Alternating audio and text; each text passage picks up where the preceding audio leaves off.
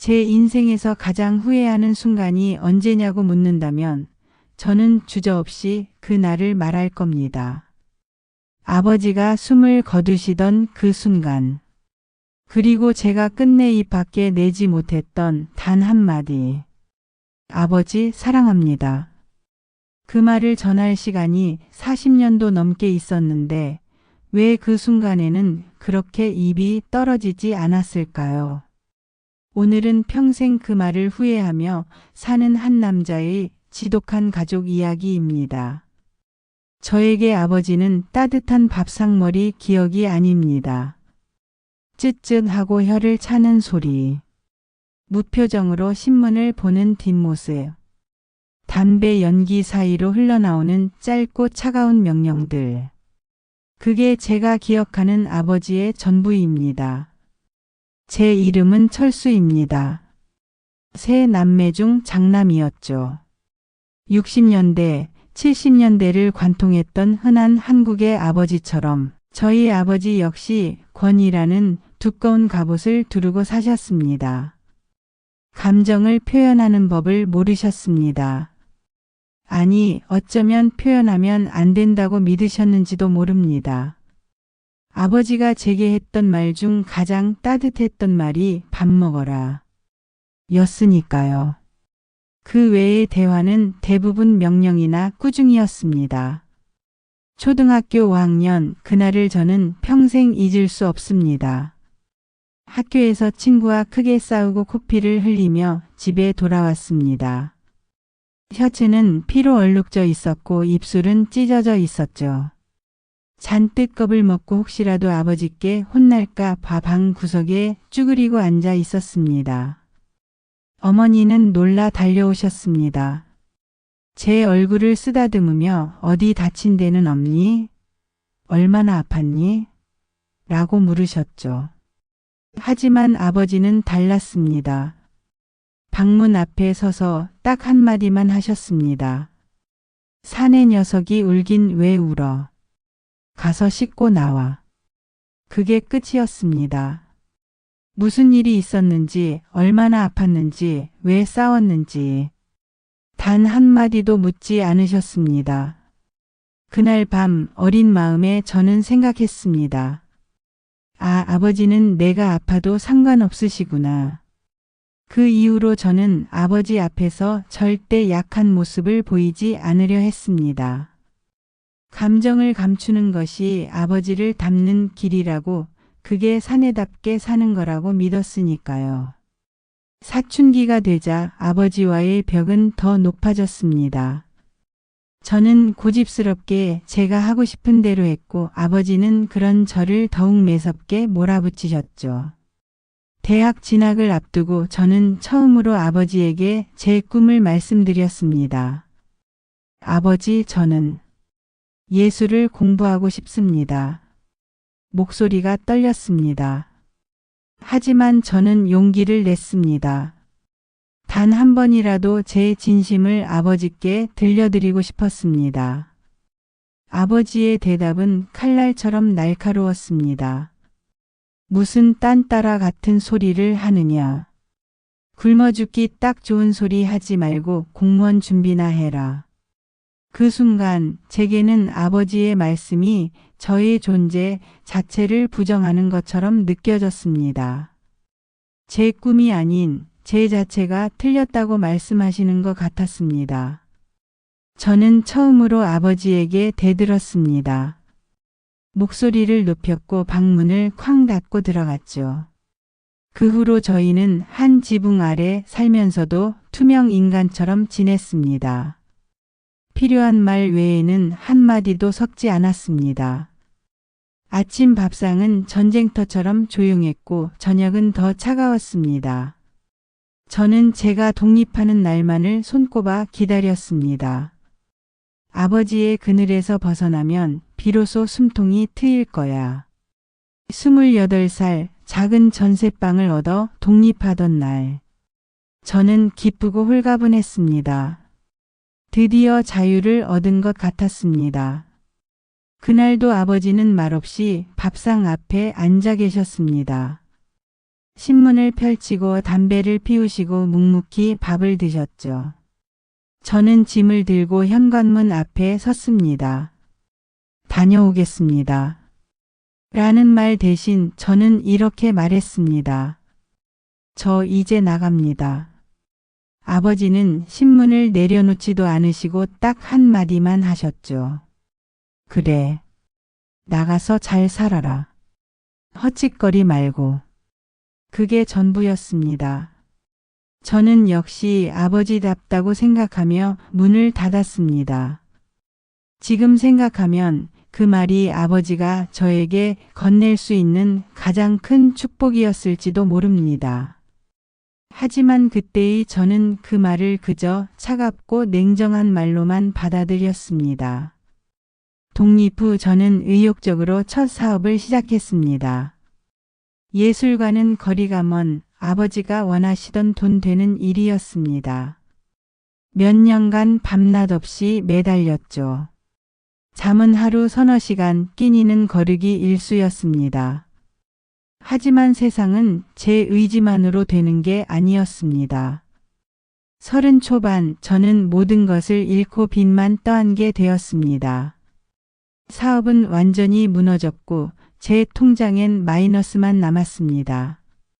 친구들은 하나둘 떠나갔고 동업자는 연락을 끊었습니다. 가장 절망적인 순간 저는 결국 아버지에게로 향했습니다. 도움을 청하려는 마음보다는 차라리 내가 하더니 꼴 좋다는 힐난이라도 들으며 제 실패를 인정받고 싶었습니다. 자존심은 산산조각 났고 몸도 마음도 만신창이가 된 상태였습니다. 오랜만에 찾은 본가. 아버지는 늘 앉아 계시던 안방에 계셨습니다. 저는 고개를 숙이고 모든 것을 털어놓았습니다. 얼마나 힘들었는지, 얼마나 망했는지, 이제 갈 곳이 없다는 것까지. 아버지는 제가 망했다는 이야기를 듣고도 놀라지도 않으셨습니다. 그저 담배에 불을 붙이셨습니다. 길게 한 모금을 내신 뒤 단 한마디를 던지셨습니다. 내가 선택한 길이다. 알아서 해라. 그 짧은 한마디는 제가 아버지께 받은 그 어떤 구중보다도 더 차갑고 가혹했습니다. 저는 그 순간 아버지에게서는 단 한 푼의 돈도 단 한 번의 위로도 기대할 수 없다는 것을 깨달았습니다. 아버지는 제가 무너져도 손을 내밀지 않으실 분이었습니다. 저는 조용히 방을 나와 집을 나섰습니다. 어머니가 뒤쫓아 나와 건네준 돈 봉투를 거절하고 저는 그날 아버지와의 관계를 완전히 포기했습니다. 저는 그때부터 아버지에게 원망이나 미움조차 느끼지 않는 무관심 상태가 되었습니다. 그게 더 편했으니까요. 저는 제가 아버지에게서 물리적으로 그리고 감정적으로 완전히 독립했다고 믿었습니다. 그 이후로 몇 년간 명절 외에는 아버지를 거의 찾아뵙지 않았습니다. 찾아뵈어도 형식적인 인사만 나누고 곧바로 자리를 떴습니다. 30이 넘어 결혼을 하고 제 가정을 꾸렸을 때도 저는 아버지에게서 배운 대로 표현 없는 사랑을 제 자식들에게 무의식적으로 물려주고 있었습니다. 사내 녀석이 울긴 왜 울어. 제 아들이 넘어져 울 때 저는 아버지와 똑같은 말을 하고 있었습니다. 하지만 제 인생에서 아버지를 향한 그 차가운 벽에 균열이 가기 시작한 것은 아주 뜻밖의 사건 때문이었습니다. 그것은 제가 아버지에 대해 알고 있던 모든 것을 뒤흔드는 발견이었습니다. 제 인생에서 아버지를 향한 그 차가운 벽에 균열이 가기 시작한 것은 40이 넘어서였습니다. 어머니로부터 걸려온 전화 한 통 때문이었습니다. 철수야, 아버지가 쓰러지셨어. 병원으로 달려갔을 때 아버지는 중환자실 침대에 누워 계셨습니다. 산소흡기를 달고 온몸에 선을 연결한 채로요. 평생 꿋꿋하게 서 계시던 아버지의 모습이 아니었습니다. 의사는 담담하게 말했습니다. 뇌출혈입니다. 많이 늦었어요. 깨어나셔도 후유증이 심할 겁니다. 저는 유리창 너머로 아버지를 바라봤습니다. 처음으로 아버지가 작아 보였습니다. 나이든 노인이 아닌 그저 연약한 한 사람으로 보였습니다. 그런데 이상했습니다. 제 가슴 한편이 먹먹해지는 게 느껴졌습니다. 분명 몇 년간 무관심으로 일관했던 사람인데 왜 이렇게 마음이 아픈 건지 이해할 수 없었습니다. 며칠 후 아버지는 의식을 되찾으셨습니다. 하지만 말씀을 제대로 하시지 못했습니다. 오른쪽 몸도 마비가 왔습니다. 병원에서 집으로 모셨을 때 아버지는 늘 앉아 계시던 안방이 아닌 거실 한쪽에 마련된 간이 침대에 누워 계셔야 했습니다. 저는 주말마다 본가를 찾아뵙기 시작했습니다. 의무감 때문이었을까요? 아니면 뭔가 다른 이유였을까요? 저도 정확히 알 수 없었습니다. 어느 주말 어머니가 잠깐 외출하신 사이 저는 아버지 곁을 지키고 있었습니다. 아버지는 천장을 바라보고 계셨고 저는 핸드폰만 들여다보고 있었죠. 여전히 우리 사이에는 대화가 없었습니다. 그때 물을 떠드리려고 부엌으로 갔다가 저는 우연히 낡은 서랍장 하나를 발견했습니다. 어머니가 정리하다 말고 그냥 두신 것 같았습니다. 서랍 안에는 오래된 통장들과 영수증들이 가득했습니다. 별 생각 없이 하나를 꺼내 펼쳐봤습니다. 그리고 저는 그 자리에서 얼어붙었습니다. 1987년 3월. 제가 대학교 1학년 때였습니다. 예술을 포기하고 아버지 뜻대로 경영학과에 진학했던 그 시절. 통장에는 이런 기록이 있었습니다. 출금 50만 원 마이너스 철수 학비. 출금 30만 원 마이너스 철수 생활비. 출금 20만 원 마이너스 철수 교재비. 당시 50만 원이면 결코 작은 돈이 아니었습니다. 그런데 그 아래 다른 기록이 눈에 들어왔습니다. 입금 15만 원 마이너스 야간 경비. 아버지는 낮에 회사를 다니시면서 밤에는 경비 일을 하고 계셨던 겁니다. 저는 몰랐습니다. 전혀 몰랐습니다. 손이 떨렸습니다. 다른 통장을 꺼냈습니다. 또 다른 기록들이 나왔습니다. 1992년 5월. 제가 사업을 시작하려고 돈이 필요하다고 어머니께만 살짝 말씀드렸던 그때였습니다. 저는 아버지께는 일부러 말씀드리지 않았습니다. 어차피 도와주시지 않을 거라 생각했으니까요. 그런데 통장에는 이렇게 적혀 있었습니다. 출금 300만 원 마이너스 비상금. 그리고 그 옆에 어머니의 작은 메모가 있었습니다. 철수 사업 자금. 아버지가 평생 모은 돈. 절대 아들한테 말하지 말라고 하심. 저는 그 자리에 주저앉았습니다. 300만 원. 그 돈이 어머니가 몰래 건네주신 돈이었다는 건 알고 있었습니다. 하지만 그게 아버지의 돈이었다는 건 처음 알았습니다. 제가 거절했던 그 돈 봉투가 사실은 아버지의 평생 저축이었던 겁니다. 더 뒤적였습니다. 더 많은 것들이 나왔습니다. 오래된 신문 스크랩. 제가 대학 시절 동아리 공연을 했을 때 지역 신문에 작게 났던 기사였습니다. 아버지는 그걸 우려서 보관하고 계셨습니다. 제가 결혼식 날 찍은 사진. 구겨지고 색이 바랜 사진 뒷면에는 아버지의 필체로 이렇게 적혀 있었습니다. 철수 결혼식. 1995년 10월 14일. 사위 같은 아들. 저는 울컥했습니다. 아버지는 단 한 번도 제게 잘했다고, 자랑스럽다고 말씀하신 적이 없었습니다. 하지만 아버지는 조용히 혼자서 저를 응원하고 계셨던 겁니다. 내가 선택한 길이다. 알아서 해라. 그 차갑게만 느껴졌던 말의 의미가 이제야 달라 보였습니다. 그건 외면이 아니었습니다. 아버지 나름대로 아들을 믿는다는 표현이었던 겁니다. 감정을 드러낼 줄 모르는 아버지가 할 수 있는 유일한 방식이었던 거죠. 저는 서랍장 앞에서 한참을 울었습니다. 40이 넘어 제 아이들도 이미 자라버린 나이에 저는 처음으로 아버지의 사랑을 깨달았습니다.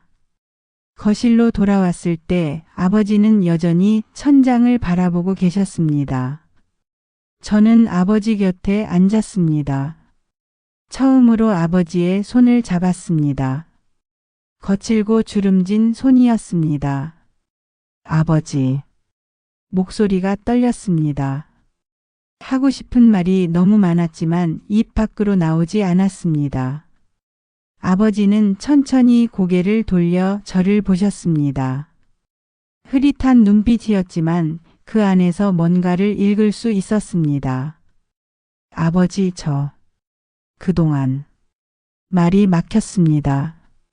무슨 말을 어떻게 시작해야 할지 몰랐습니다.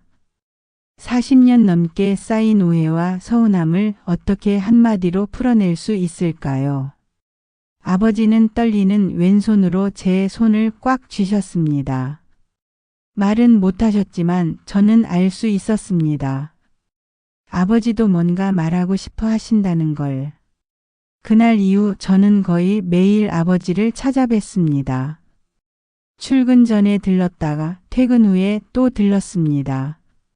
아버지 곁에 앉아 그저 손을 잡고 있었습니다. 대화는 여전히 없었지만 이상하게도 그 침묵이 예전과는 달랐습니다. 예전의 침묵은 차갑고 불편했습니다. 하지만 이제 침묵은 따뜻했습니다. 몇 달이 지났습니다. 아버지의 상태는 조금씩 나아지는 것 같았습니다. 간단한 단어들을 말씀하시기 시작했고 왼손으로 물건을 집을 수도 있게 되셨죠. 어느 날 아버지가 제 손을 잡고 간신히 말씀하셨습니다. 하다. 그 한마디에 제 눈에서 눈물이 쏟아졌습니다. 아니에요, 아버지. 제가 미안해요. 제가 아버지를 오해했어요. 아버지는 고개를 저으셨습니다. 그리고 힘겹게 말을 이으셨습니다. 너를 사랑. 거기까지였습니다. 더는 말을 이으시지 못했습니다. 하지만 저는 알았습니다. 아버지가 하시려던 말이 뭔지. 저도 말하고 싶었습니다. 저도 아버지를 사랑합니다. 라고. 하지만 이상하게도 그 말은 입 밖으로 나오지 않았습니다. 목구멍까지 올라왔다가 다시 내려갔습니다. 다음에 말하면 돼. 아버지가 좀 더 좋아지시면 그때 제대로 말씀드리면 돼. 저는 그렇게 생각했습니다. 하지만 그 다음은 생각보다 훨씬 빨리 그리고 너무나 갑작스럽게 찾아왔습니다. 아버지의 상태가 급격히 나빠진 건 가을이 깊어질 무렵이었습니다. 새벽 3시 어머니의 다급한 전화를 받고 병원으로 달려갔습니다. 응급실 복도는 차갑고 조용했습니다. 형광등 불빛만 새하얗게 빛나고 있었죠. 의사 선생님은 조심스럽게 말했습니다. 각오하셔야 할 것 같습니다. 오늘 밤을 넘기기 힘들 겁니다. 머리가 멍했습니다. 아직 할 말이 많이 남았는데, 아직 시간이 있을 거라고 생각했는데, 중환자실에 들어갔을 때 아버지는 산소 마스크를 쓰고 계셨습니다. 가쁜 숨소리만 들렸습니다. 저는 아버지 곁에 무릎을 꿇고 앉았습니다. 아버지, 접니다. 철수예요. 아버지는 천천히 눈을 뜨셨습니다. 희미하게 저를 알아보시는 것 같았습니다. 아버지. 목소리가 떨렸습니다. 하고 싶은 말이 목구멍까지 차올랐습니다. 사랑합니다. 딱 3글자. 그냥 3글자만 말하면 되는데 입술이 떨어지지 않았습니다. 아버지 저는 말이 막혔습니다. 왜 이렇게 어려운 걸까요? 평생 연습할 시간이 있었는데 왜 지금 이 순간에 말이 나오지 않는 걸까요? 아버지는 힘없이 손을 들어 제 손을 만지셨습니다. 차갑고 떨리는 손이었습니다. 아버지 서랍에서 봤어요. 통장이랑 신문 스크랩. 다 봤어요. 아버지의 눈에 무언가가 스쳤습니다. 아버지가 얼마나 저를 아껴주셨는지 이제 알아요. 제가 몰라서 미안해요. 제가 오해해서 미안해요. 눈물이 뺨을 타고 흘러내렸습니다. 아버지 저는 아버지가 사랑합니다 라는 말이 거기서 멈췄습니다. 제 입은 그 단어를 거부하는 것 같았습니다. 40년 넘게 단 한 번도 해보지 않았던 말이었으니까요. 아버지는 제 손을 꽉 쥐셨습니다. 마지막 힘을 다해 쥐시는 게 느껴졌습니다.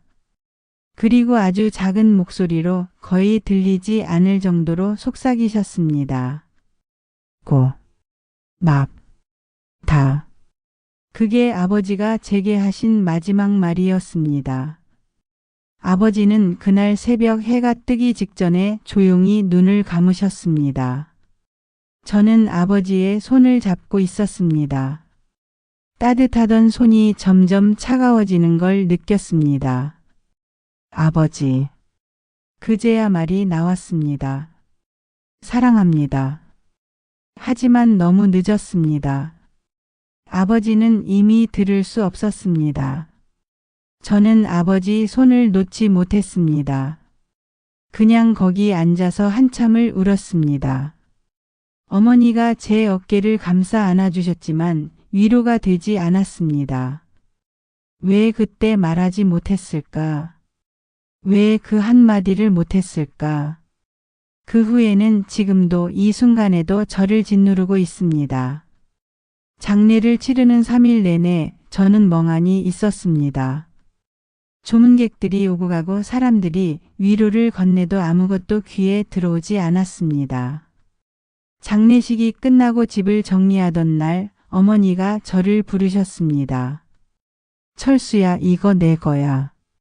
아버지가 넣어주라고 하셨어. 어머니가 건네신 건 낡은 봉투 하나였습니다. 제 이름이 아버지 필체로 적혀 있었습니다. 손이 떨렸습니다. 봉투를 열었습니다. 안에는 접힌 종이 한 장이 들어 있었습니다. 펼쳐보니 아버지의 글씨였습니다. 손이 많이 떨린 듯 글씨가 삐뚤삐뚤했습니다. 아버지가 쓰러지시기 직전에 쓰신 것 같았습니다. 철수에게. 아버지는 평생 너에게 제대로 된 말 한마디 해주지 못했다. 사랑한다는 말도, 자랑스럽다는 말도, 미안하다는 말도 하지 못했다. 아버지 세대는 그렇게 배웠다. 남자는 강해야 하고 아버지는 엄해야 한다고. 감정을 드러내면 약해 보인다고. 그게 가장으로서의 책임이라고. 하지만 너를 키우면서 깨달았다. 내가 틀렸다는 걸. 너에게 필요했던 건 엄한 아버지가 아니라 따뜻한 아버지였다는 걸. 내가 코피를 흘리고 온 그날 사실 아버지도 가슴이 찢어지는 것 같았다. 안아주고 싶었다. 괜찮다고 아프지 않냐고 물어보고 싶었다. 하지만 그러면 안 된다고 생각했다. 사내는 강해야 한다고 배웠으니까. 내가 예술을 하고 싶다고 했을 때도 그랬다. 사실 아버지는 내 그림을 볼 때마다 감탄했다. 어떻게 저렇게 그릴 수 있을까 신기했다. 하지만 세상은 꿈만으로 살 수 없다는 걸 알았다. 아버지는 평생 가난하게 살았다. 너만은 그렇게 살지 않았으면 했다. 내가 사업에 실패하고 왔을 때 차갑게 대한 게 아버지 인생 최대의 후회다. 사실 그날 밤 한숨도 못 잤다. 너를 안아주고 괜찮다고 말해주고 싶었다. 하지만 그러면 내가 더 약해질까 봐 두려웠다. 아버지는 표현이 서툰 사람이었다. 하지만 너를 사랑하지 않은 날은 단 하루도 없었다. 내가 태어난 날 작고 빨간 얼굴로 울던 모습을 아직도 기억한다. 그날 아버지는 다짐했다. 이 아이만큼은 잘 키우겠다고. 이 아이만큼은 행복하게 해주겠다고. 그런데 제대로 못했구나. 미안하다. 아버지가 너에게 남겨줄 수 있는 건 이 서툰 편지뿐이다. 철수야, 너는 아버지의 자랑이었다. 늘 그랬다. 사랑한다. 아버지가. 편지는 거기서 끝이었습니다. 아마 쓰다가 쓰러지신 것 같았습니다. 저는 편지를 읽고 또 읽었습니다. 눈물에 글씨가 번져도 계속 읽었습니다. 사랑한다. 아버지가 평생 하지 못하신 말. 제가 평생 듣지 못한 말. 그 말이 여기 있었습니다. 그리고 저도 평생 하지 못한 말. 아버지가 듣지 못한 말.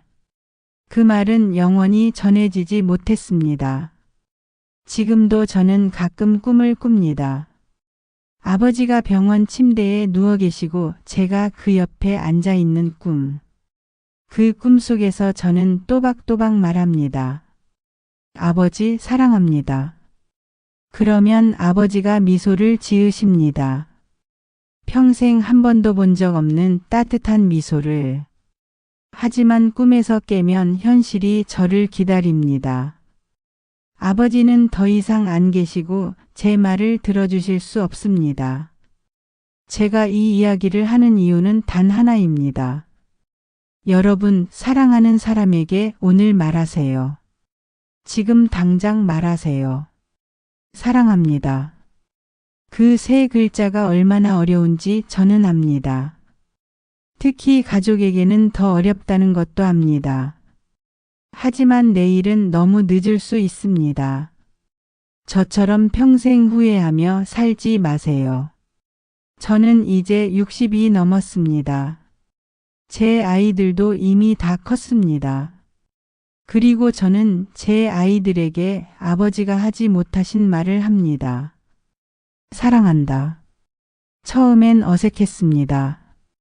쑥스러웠습니다. 하지만 계속 말하다 보니 자연스러워졌습니다. 제 아들이 대학에 떨어졌을 때 저는 안아주며 말했습니다. 괜찮아. 아빠는 내가 자랑스러워. 사랑한다. 제 딸이 첫 실연을 했을 때 저는 그 곁에 앉아 말했습니다. 많이 아프지? 아빠가 여기 있어. 사랑한다. 그리고 아이들도 이제 제게 말합니다. 아빠 사랑해요. 그 말을 들을 때마다 눈시울이 뜨거워집니다. 아버지도 이 말을 듣고 싶으셨을 텐데. 지난주 저는 아버지 산소를 찾아갔습니다. 묘비 앞에 앉아 한참을 있다가 작은 목소리로 말했습니다. 아버지 사랑합니다. 늦었지만 사랑합니다. 바람이 불었습니다. 따뜻한 바람이었습니다. 아버지가 들으셨을까요? 아니, 들으셨을 겁니다. 분명히. 그리고 아버지도 말씀하실 겁니다. 나도 사랑한다, 철수야. 비록 살아생전에는 전하지 못했지만 이제라도 저는 알고 있습니다. 아버지의 사랑을. 그리고 제 사랑을. 여러분, 부디 제 실수를 반복하지 마세요. 오늘 지금 당장 사랑하는 사람에게 말하세요. 사랑합니다. 그 한마디가 누군가의 인생을 바꿀 수 있습니다. 그리고 당신의 인생도. 아래 댓글과 구독과 좋아요를 한 번씩만 눌러주세요. 여러분의 응원이 큰 힘이 됩니다. 감사합니다.